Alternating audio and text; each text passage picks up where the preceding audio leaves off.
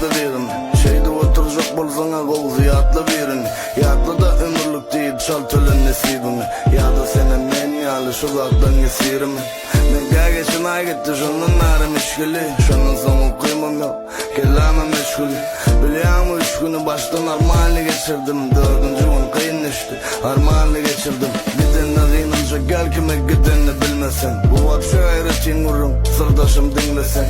Aydayın dinlesin yönü isimden gülmesen. Acı hakikatleşlersin dost günle günlesen.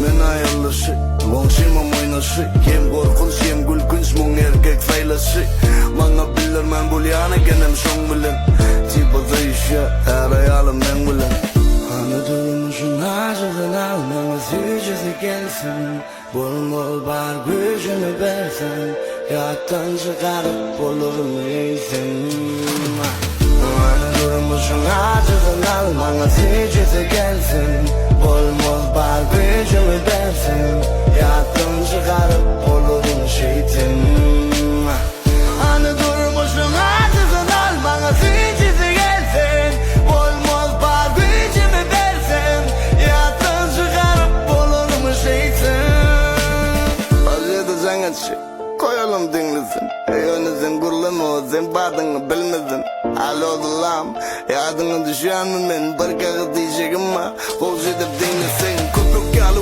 balık kan edip biletin kuollun Sen koştun da gittin meniyle gül kuollun Son kuzu varmış diyorlar Mecipo ilk kuollun Bugün kimin kuollun Sen kim için ilk kuollun Hiç ile sebep yoktu başka bilen bolur yalı Yatlasam kakarım geliyor işim yani ölür yalı Bu toronları etmeyedim Okşayımam olur yalı Ne elinde baklı demi bollu demi şolur yalı Arada yolla vurdum Hiç kaptır figuran Yüzümde renkkan O renkim salı kuran Doğduğum ödüm kıdal Kirpigim ödüm kıdal Gurlusunum sen kovi Menin meyduran Durmuşun acıdan al Bana sücüzü gelsin Bol bol